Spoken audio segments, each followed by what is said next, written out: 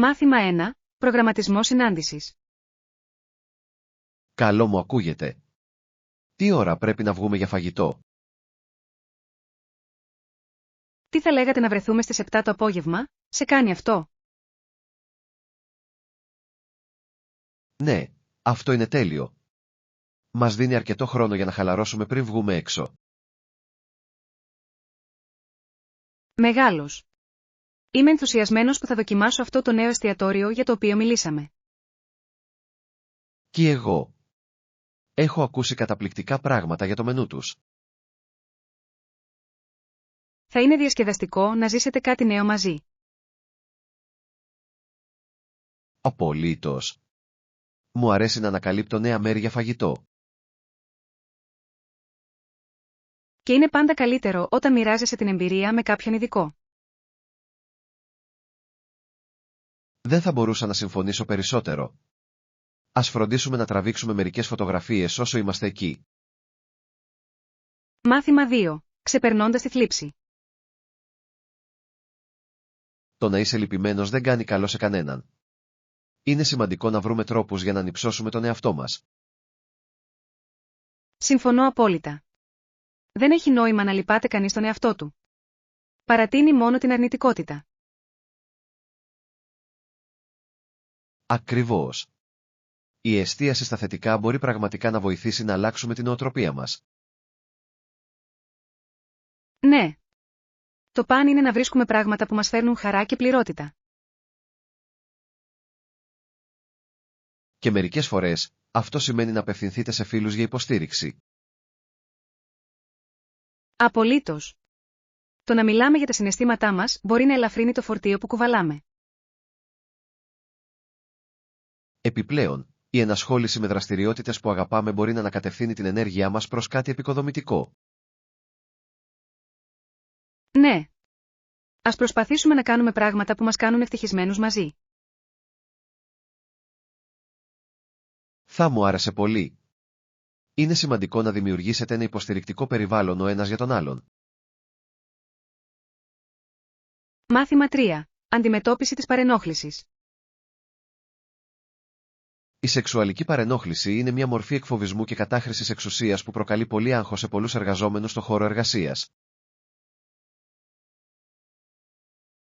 Ναι, είναι ένα σοβαρό ζήτημα που μπορεί να έχει μακροχρόνιες επιπτώσεις στα άτομα και στο εργασιακό περιβάλλον.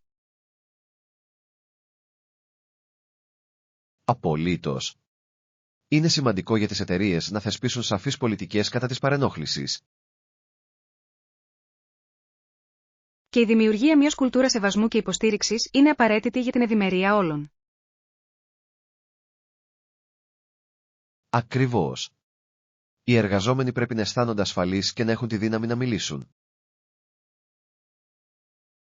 Ναι, και η εκπαίδευση μπορεί να βοηθήσει στην αύξηση της ευαισθητοποίησης και στην προώθηση της κατανόησης μεταξύ του προσωπικού. Μαζί, μπορούμε να υποστηρίξουμε έναν πιο υγιή χώρο εργασίας αντιμετωπίζοντας αυτά τα ζητήματα ανοιχτά. Οριστικά. Είναι σημαντικό να δημιουργηθεί ένα περιβάλλον όπου όλοι νιώθουν ότι εκτιμούν και σέβονται. Ας συνεχίσουμε να κάνουμε αυτές τις συζητήσεις και να υποστηρίζουμε όσους το χρειάζονται. Μάθημα 4. Πλοήγηση στα μέσα μαζικής μεταφοράς. Ναι, η αυτοματοποιημένη φωνή ανακοινώνει κάθε στάση, οπότε δεν θα χάσετε τη δική σας, κάτι που είναι απίστευτα χρήσιμο. Αυτό είναι φανταστικό.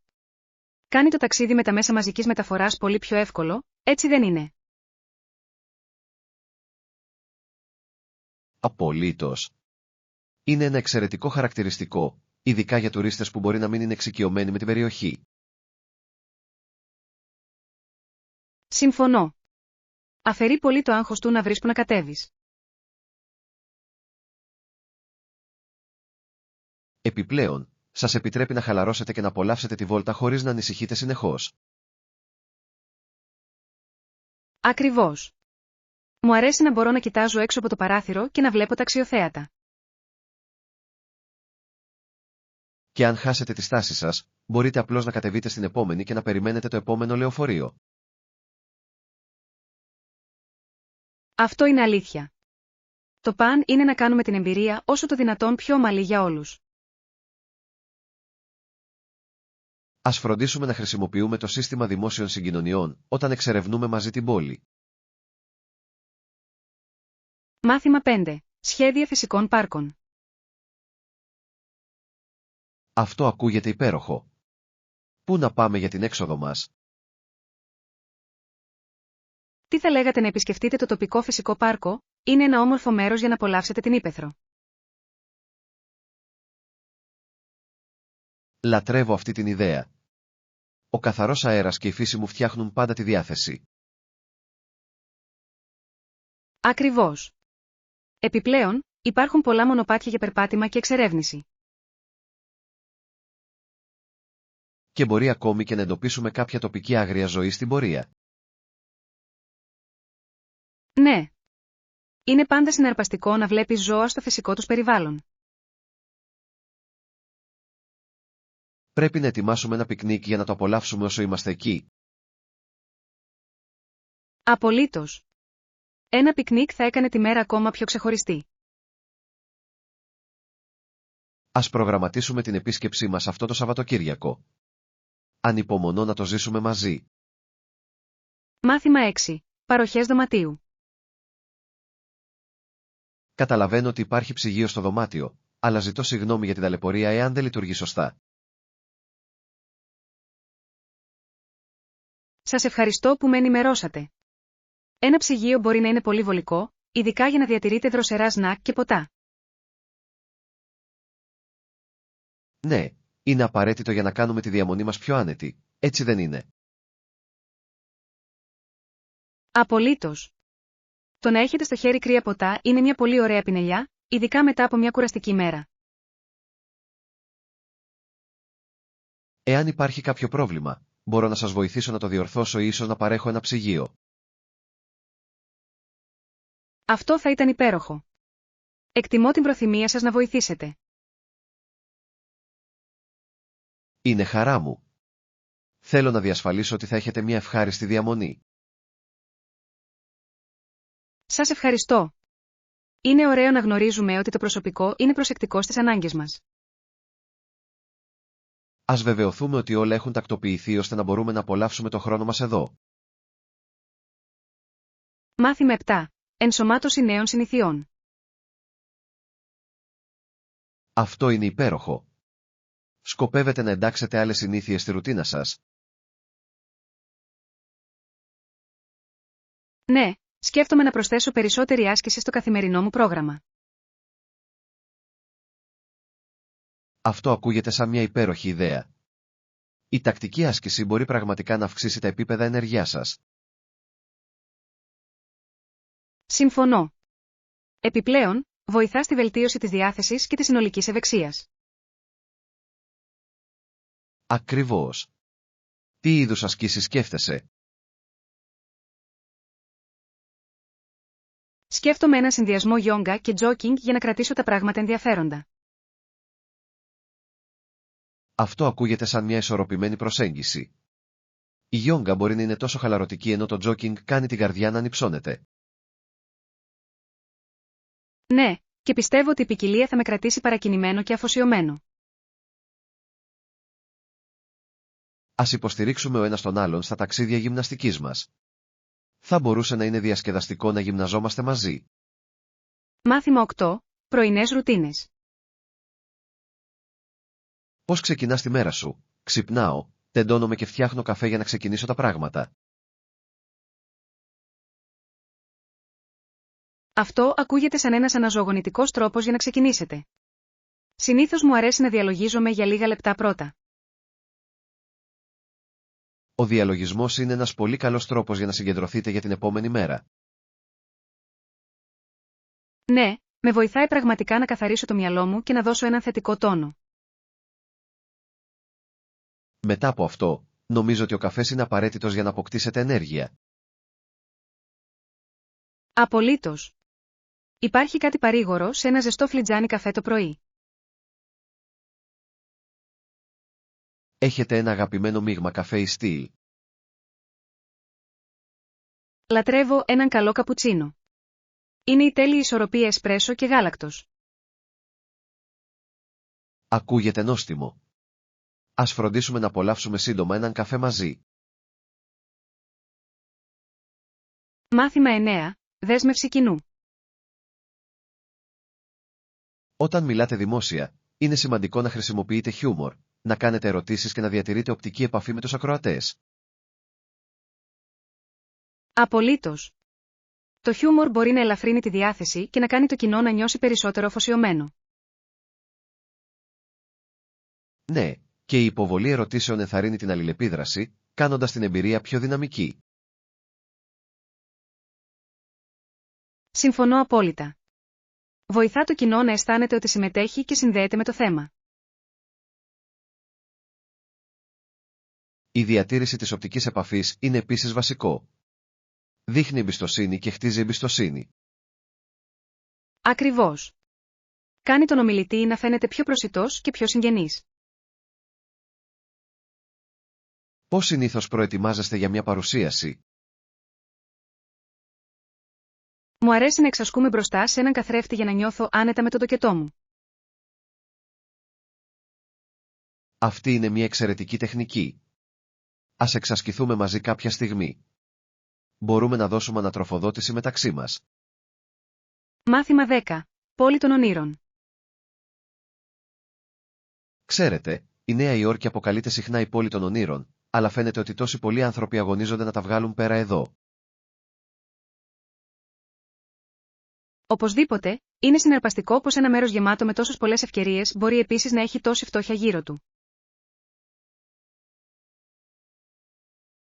Δικαίωμα. Είναι σαν τα λαμπερά φώτα και τα μεγάλα κτίρια να επισκιάζουν την πραγματικότητα όσων ζουν σε κακουχίες. Κι όμως, παρόλα αυτά, οι άνθρωποι εξακολουθούν να ελκύονται από την ενέργεια και τη ζωντάνια της πόλης. Ακριβώς. Ακόμη και εκείνοι που δεν θα ήθελαν να ζήσουν εδώ συχνά αισθάνονται μια σύνδεση με το πνεύμα του.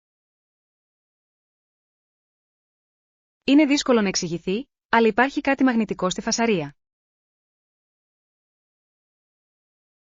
Αλλά πιστεύετε ότι η πόλη κάνει αρκετά για να βοηθήσει όσους έχουν ανάγκη? Αυτή είναι μια δύσκολη ερώτηση. Υπάρχουν προγράμματα, αλλά πολλοί υποστηρίζουν ότι δεν είναι επαρκή. Είναι αλήθεια, και ενώ κάποιοι κυνηγούν τα όνειρά τους, άλλοι απλώς προσπαθούν να επιβιώσουν μέρα με τη μέρα. Μάθημα 11. Η γνώση ανοίγει τις πόρτες. Ξέρετε, σκέφτηκα ότι η ενίσχυση των γνώσεών μου θα μπορούσε να ανοίξει σημαντικά καλύτερες ευκαιρίες για την καριέρα μου. Αυτή είναι μια εξαιρετική νοοτροπία να έχεις. Το να διευρύνεις τις γνώσεις σου όχι μόνο σε βοηθά επαγγελματικά, αλλά και εμπλουτίζει την προσωπική σου ζωή. Ακριβώς. Η εκμάθηση νέων πραγμάτων μπορεί να οδηγήσει σε απροσδόκητα μονοπάτια και εμπειρίες που ποτέ δεν φανταζόσασταν πιθανές. Είναι συναρπαστικό πως η εκπαίδευση μπορεί να μεταμορφώσει την οπτική σας και ακόμη και τους κοινωνικούς σας κύκλους. Ναι, και πιστεύω ότι όσο περισσότερα μαθαίνουμε, τόσο πιο εξοπλισμένοι είμαστε για να αντιμετωπίσουμε τις προκλήσεις που έρχονται στο δρόμο μας. Απολύτως. Επιπλέον, είναι ενθαρρυντικό να πιστεύουμε ότι κάθε γνώση μπορεί να είναι ένα σκαλοπάτι για κάτι μεγαλύτερο. Δεν θα μπορούσα να συμφωνήσω περισσότερο. Είναι σαν να επενδύεις στον εαυτό σου και οι αποδόσεις μπορεί να είναι απίστευτες αν παραμείνετε αφοσιωμένοι. Και η ομορφιά του είναι ότι η μάθηση μπορεί να συμβεί οπουδήποτε, όχι μόνο σε μια τάξη. Δικαίωμα. Είτε μέσα από ταξίδια, ανάγνωση ή ακόμα και ενδιαφέρουσες συζητήσεις, κάθε στιγμή είναι μια ευκαιρία για μάθηση. Μάθημα 12. Τέχνη από το συνηθισμένο. Γεια σου, έχεις δοκιμάσει ποτέ να μεταμορφώσεις συνηθισμένα υλικά σε έργα τέχνης? Όντως έχω. Είναι εκπληκτικό πως τα καθημερινά αντικείμενα μπορούν να μετατραπούν σε κάτι όμορφο και ουσιαστικό. Αυτό ακούγεται ενδιαφέρον. Τι υλικά χρησιμοποιήσατε για τα έργα σας? Έχω δουλέψει με πράγματα όπως παλιές εφημερίδες, καπάκια μπουκαλιών, ακόμη και υπολείμματα υφάσματος για να δημιουργήσω μοναδικά κομμάτια. Wow, μου αρέσει αυτή η ιδέα. Είναι σαν να δίνεις μια δεύτερη ζωή σε πράγματα που διαφορετικά θα πεταχτούν. Ακριβώς. Επιπλέον, είναι ένας πολύ καλός τρόπος για να εκφράσετε τη δημιουργικότητα ενώ ταυτόχρονα είστε φιλικοί προς το περιβάλλον. Μπορώ μόνο να φανταστώ πόσο ικανοποιητικό πρέπει να είναι να βλέπεις κάτι όμορφο να αναδύεται από κάτι τόσο συνηθισμένο. Είναι πραγματικά. Και η διαδικασία δημιουργίας είναι εξίσου απολαυστική με το τελικό προϊόν. Λοιπόν, ποιο είναι το αγαπημένο σου κομμάτι που έχεις φτιάξει? Μάθημα 13. Οδηγίες για το σούπερ μάρκετ. Είμαι λίγο χαμένος. Μπορείτε να με βοηθήσετε να καταλάβω που να πάω μετά? Φυσικά. Αν δείτε το σούπερ μάρκετ, το επόμενο βήμα είναι να στρίψετε δεξιά στη γωνία. Αλφα, βλέπω το σούπερ μάρκετ τώρα. Λοιπόν, αφού στρίψω δεξιά, τι πρέπει να κάνω? Αφού στρίψετε δεξιά, συνεχίστε ευθεία μέχρι να φτάσετε στα φανάρια. Κατάλαβα. Και μετά, στρίβω αριστερά ή δεξιά στα φώτα. Θα θελήσετε να πάρετε άλλη μια δεξιά στα φώτα για να κατευθυνθείτε προς το πάρκο. Τέλειος. Εκτιμώ τη βοήθειά σας. Είναι πάντα καλό να έχετε οδηγίες από κάποιον που γνωρίζει την περιοχή. Κανένα πρόβλημα. Είναι εύκολο να γυρίσεις αν δεν είσαι εξοικειωμένος με τους δρόμους. Ακριβώς. Προσπαθώ πάντα να έχω έναν χάρτη, αλλά μερικές φορές είναι πιο εύκολο να ρωτήσω. Μάθημα 14. Η ζωή μετά τη συνταξιοδότηση. Ξέρετε, έχουν περάσει 5 χρόνια από τότε που αποσύρθηκα από το ανταγωνιστικό τένις και ακόμα μου λείπει η αδρεναλίνη.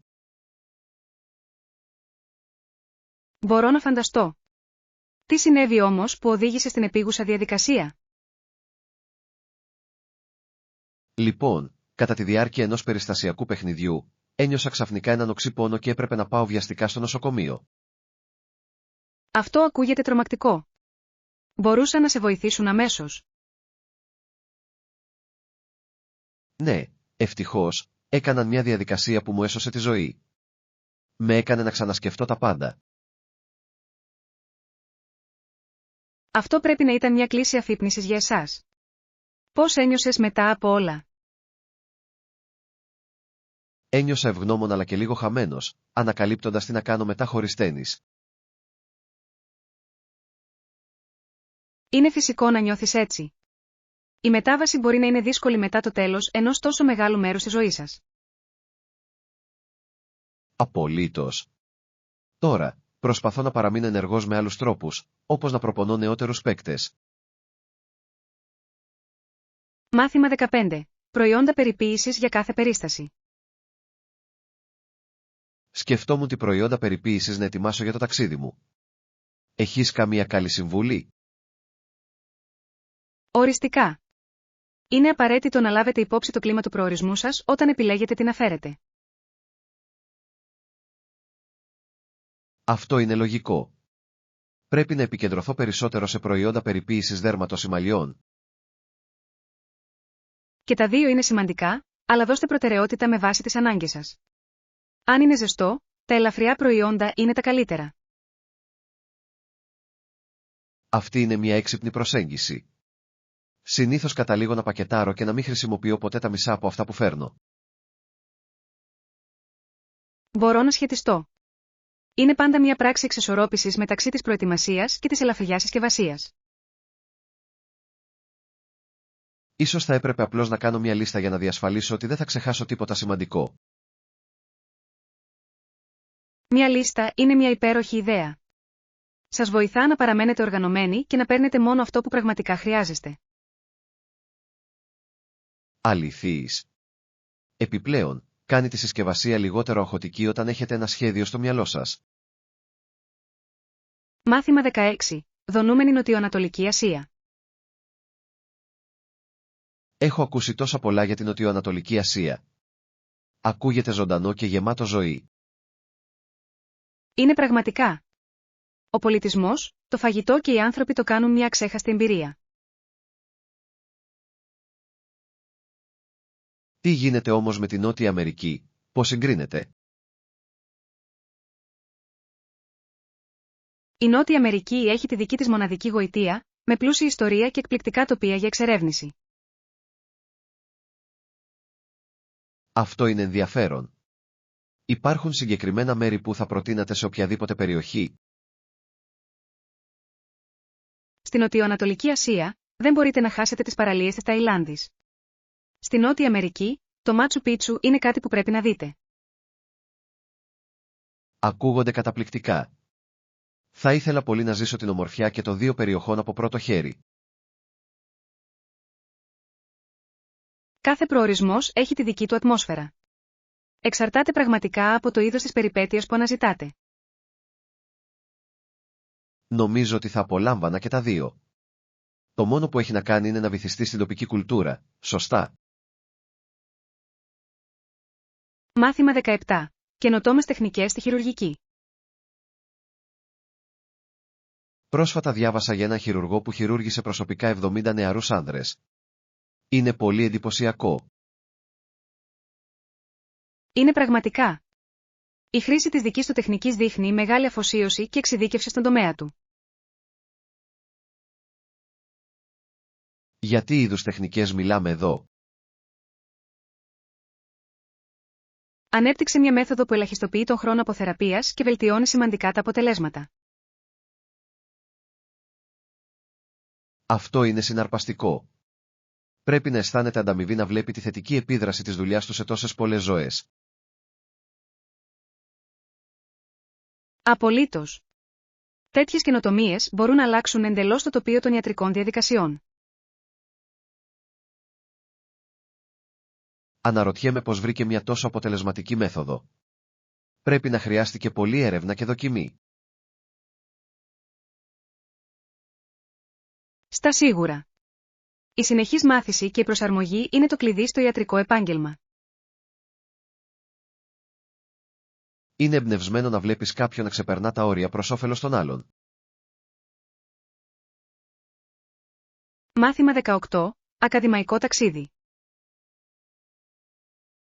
Άκουσα για έναν μελετητή που σπούδασε στο Πανεπιστήμιο του Τορόντο από το 1909 έως το 1911. Είναι μια σημαντική περίοδος. Σε τι εστίασε κατά τη διάρκεια των σπουδών του? Ειδικεύτηκε στις πρώτες ιατρικές πρακτικές, οι οποίες ήταν αρκετά πρωτοποριακές εκείνη την εποχή. Είναι απίστευτο να σκεφτόμαστε πόσο μακριά έχει φτάσει η ιατρική από τότε. Μετά από αυτό, εργάστηκε για τη Frontier, εφαρμόζοντας τις γνώσεις του σε πραγματικές συνθήκες. Αυτή πρέπει να ήταν μια προκλητική αλλά και ικανοποιητική εμπειρία, ειδικά τότε. Απολύτως. Είναι εκπληκτικό να βλέπεις πως οι πρωτοπόροι έθεσαν τις βάσεις για τη σύγχρονη ιατρική.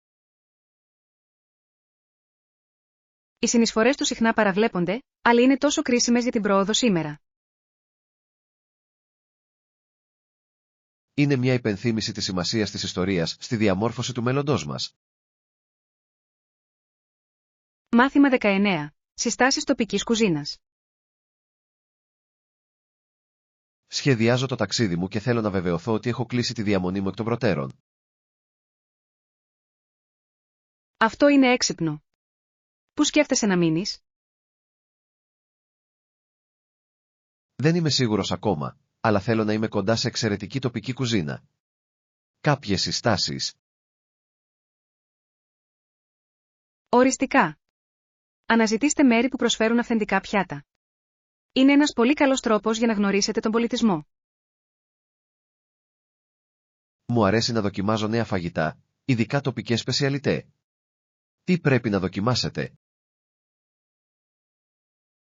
Αν βρίσκεστε στην Νοτιοανατολική Ασία, μην χάσετε το φαγητό του δρόμου. Είναι νόστιμο και ποικίλο. Αυτό ακούγεται καταπληκτικό. Ανυπομονώ να δοκιμάσω τα πάντα, από νούνταλς μέχρι φρέσκα φρούτα. Και θυμηθείτε να ρωτήσετε τους ντόπιους για τα αγαπημένα τους μέρη. Συχνά γνωρίζουν κρυμμένα πετράδια. Αυτή είναι εξαιρετική συμβουλή. Θα φροντίσω να συνομιλήσω με ντόπιους για τις καλύτερες προτάσεις. Μάθημα 20. Εγκαταστάσεις χαμηλής συντήρησης. Σκέφτομαι να προσθέσω μερικά φυτά στο διαμέρισμά μου, ειδικά αυτά με χαμηλή συντήρηση. Αυτό ακούγεται τέλειο. Μπορούν πραγματικά να φωτίσουν το χώρο σας και να βελτιώσουν επίσης την ποιότητα του αέρα. Ακριβώς. Θέλω κάτι που να φαίνεται καλό αλλά δεν απαιτεί συνεχή προσοχή. Τα παχύ φυτά είναι μια εξαιρετική επιλογή. Είναι ελαστικά και διατίθενται σε διάφορα σχήματα και μεγέθη. Έχω ακούσει για αυτούς. Χρειάζονται πολύ ηλιακό φως. Ευδοκιμούν σε έντονο φως, αλλά μπορούν επίσης να προσαρμοστούν σε συνθήκες χαμηλότερου φωτισμού. Είναι υπέροχο να το ξέρεις. Δεν είμαι ο καλύτερος στο να κρατάω τα φυτά ζωντανά, οπότε αυτό μπορεί να λειτουργήσει για μένα. Θα εκπλαγείτε με το πόσο εύκολο είναι να φροντίσετε. Απλά μην τα ποτίζετε υπερβολικά. Καλή συμβουλή. Θα είμαι σίγουρος ότι θα το έχω υπόψη μου όταν το έχω. Μάθημα 21. Κατανόηση της ζύμωσης. Ήμουν περίεργος για το πώς λειτουργεί η αλκοολική ζύμωση. Είναι αρκετά συναρπαστικό. Είναι πραγματικά. Συμβαίνει όταν η ζύμες ή τα βακτήρια διασπούν τα σάκχαρα σε ορισμένα υγρά. Λοιπόν, σε τι ακριβώς μετατρέπουν αυτά τα σάκχαρα? Κυρίως, τα μετατρέπουν σε αλκοόλ και διοξίδιο του άνθρακα, το οποίο είναι απαραίτητο για την παρασκευή ζυθοποιίας. Αυτό είναι ενδιαφέρον. Δεν είχα ιδέα ότι η διαδικασία ήταν τόσο περίπλοκη αλλά και φυσική. Ναι, είναι ένα θεμελιώδες μέρος της παρασκευής ποτών όπως η μπύρα και το κρασί. Χρειάζεται πολλή επιδεξιότητα για να αποκτήσετε τις σωστές γεύσεις κατά τη διάρκεια της ζύμωσης. Απολύτως. Διαφορετικά συστατικά και τεχνικές μπορούν να οδηγήσουν σε πολύ διαφορετικά αποτελέσματα. Μπορώ να καταλάβω γιατί είναι και τέχνη και επιστήμη. Μάθημα 22. Συμβουλές φωτογραφίας. Ασχολήθηκα με τη φωτογραφία και έχω ακούσει ότι ο φωτισμός είναι ζωτικής σημασίας για καλές λήψεις. Αυτό είναι σίγουρα αλήθεια. Το φυσικό φως μπορεί να κάνει τεράστια διαφορά στον τρόπο εμφάνισης των φωτογραφιών σας. Είμαι ενθουσιασμένος που προσπαθώ να τραβήξω μερικές φωτογραφίες σε εξωτερικούς χώρους. Ακούγεται σαν μια διασκεδαστική πρόκληση. Είναι πραγματικά. Θα διαπιστώσετε ότι η χρυσή ώρα, λίγο πριν τη δύση του ηλίου, είναι συχνά η καλύτερη στιγμή. Θα πρέπει να προγραμματίσω τις εξόδους μου εκείνη την εποχή για να έχω τον καλύτερο φωτισμό. Και μην ξεχάσετε να πειραματιστείτε με διαφορετικές γωνίες. Μπορεί να αλλάξει εντελώς την προοπτική. Αυτό είναι ένα υπέροχο σημείο. Θα το έχω υπόψη μου όταν συνθέτω τα πλάνα μου. Όσο περισσότερο εξασκηθείτε, τόσο καλύτερα θα παρατηρήσετε τις σωστές στιγμές και φωτισμό. Ανυπομονώ να δω πώς βελτιώνονται οι δεξιότητές μου με κάποια αφοσιωμένη προσπάθεια. Μάθημα 23. Μένοντας ενεργός. Μου αρέσει επίσης η ποδηλασία και το καγιάκ. Είναι εξαιρετικές δραστηριότητες για να παραμείνετε δραστήριοι και να διασκεδάσετε. Αυτοί ακούγονται σαν φανταστικοί τρόποι άσκησης. Πόσο συχνά προλαβαίνεις να τα κάνεις? Προσπαθώ να κάνω ποδήλατο τουλάχιστον 2 φορές την εβδομάδα και μου αρέσει το καγιάκ τα Σαββατοκύριακα όταν ο καιρός είναι καλός. Αυτή είναι μια εξαιρετική ρουτίνα. Έχετε κάποιο αγαπημένο μέρος για ποδήλατο ή καγιάκ? Ναι, Υπάρχει ένα όμορφο μονοπάτι κοντά στο ποτάμι που είναι ιδανικό για ποδηλασία και η λίμνη κοντά είναι ιδανική για καγιάκ. Αυτό ακούγεται υπέροχο. Το να βρίσκεστε έξω στη φύση πρέπει να είναι αναζωογονητικό ενώ ασκείστε. Απολύτως. Δεν είναι μόνο η φυσική κατάσταση. Είναι επίσης ένας πολύ καλός τρόπος για να χαλαρώσω και να καθαρίσω το μυαλό μου. Καταλαβαίνω γιατί το απολαμβάνεις τόσο πολύ. Έχετε σκεφτεί ποτέ να γίνετε μέλος μιας ομάδας ή λέσχης για αυτές τις δραστηριότητες? Το έχω σκεφτεί.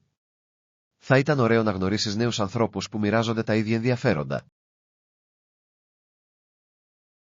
Μάθημα 24. Έλεγχος παροχών. Σίγουρα πρόκειται να ελέγξω την τοποθεσία και τις ανέσεις του ξενοδοχείου πριν κλείσω τη διαμονή μου. Αυτή είναι μια έξυπνη κίνηση. Ποιες συγκεκριμένες ανέσεις αναζητάτε στο κατάλημά σας? Ελπίζω για ένα γυμναστήριο και ίσως μια ωραία πισίνα για να χαλαρώσω μετά από μια κουραστική μέρα εξερεύνησης. Είναι υπέροχες επιλογές. Ένα γυμναστήριο μπορεί να σας βοηθήσει να παραμείνετε δραστήριοι ακόμα και όταν ταξιδεύετε. Ακριβώς.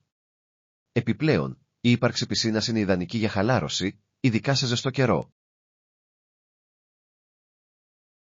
Οριστικά. Και μην ξεχάσετε να ελέγξετε αν προσφέρουν πρωινό. Μπορεί να σας εξοικονομήσει χρόνο το πρωί. Καλό σημείο. Ένα πλούσιο πρωινό είναι απαραίτητο για να τροφοδοτήσετε μια μέρα περιήγησης στα αξιοθέατα. Δικαίωμα. Όλα έχουν να κάνουν με την άνεση και την άνεση όταν λείπετε από το σπίτι. Δεν θα μπορούσα να συμφωνήσω περισσότερο. Θα διαβάσω επίσης μερικές κριτικές για να πάρω μια αίσθηση για τη συνολική εμπειρία. Μάθημα 25. Διαπραγμάτευση πληρωμών.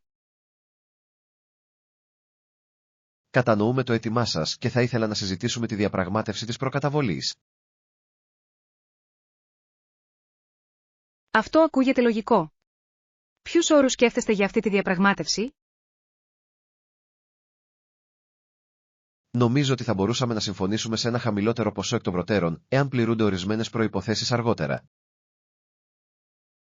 Αυτό θα μπορούσε να λειτουργήσει. Είναι σημαντικό να βρεθεί μια ισορροπία που να ωφελεί και τις δύο πλευρές. Ακριβώς. Η ευελιξία μπορεί να οδηγήσει σε μια πιο γόνιμη εταιρική σχέση συνολικά. Συμφωνώ.